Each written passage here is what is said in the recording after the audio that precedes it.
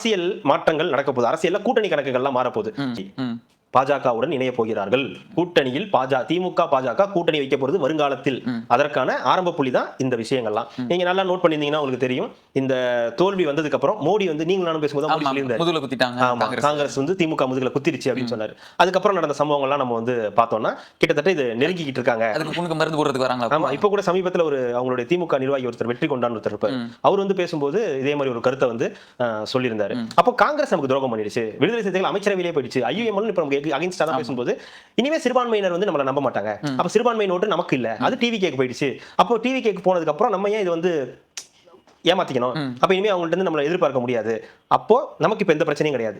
இதுல என்ன அந்த நிர்வாகி சொன்னார், நான் நந்தி டிவில உட்கார்ந்து பேசும்போது, எங்களை வந்து பிஜேபி அடிக்க காரணமே காங்கிரஸ் தான். காங்கிரஸ் உடைய அழுத்தத்தால தான் நாங்க பிஜேபி பத்தி நிறைய வதந்தியே பரப்பணும் அப்படின்ட்டு. வதந்தியா?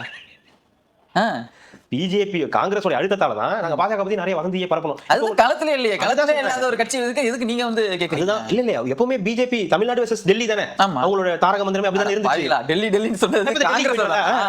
இப்போ என்ன ஆயிடுச்சு, காங்கிரஸ் வந்து இப்படி ஒரு வேலையை பண்ணோன்னே, சரி நீ எனக்கு இப்படி ஒண்ணு பண்ணிட்டியா, நான் என்ன பண்றேன் பாருன்னு உன்னோட எதிரியை போயிட்டு நான் பாக்குறேன்னு சொல்லிட்டு அதற்கான ஆரம்ப புள்ளிகளை இப்ப வந்து எடுத்து வச்சிருக்காங்க. கிட்டத்தட்ட பெரும்புள்ளிகள்லாம் வந்து பேசுறாங்கன்ற மாதிரியான விஷயங்கள் அது டைரக்டா கிடையாது. அப்ப அதிமுக வாழ்க்கை அதுதான் இருங்க. அப்படி வரும்போது ஏடிஎம்கே கிட்டத்தட்ட இந்த ஒரு பாதி பேர் டிவி கேட்க போறதுன்னு அந்த பஞ்சாயத்து அவங்களுக்கு அவங்க குடும்ப பஞ்சாயத்து மட்டும்தான்.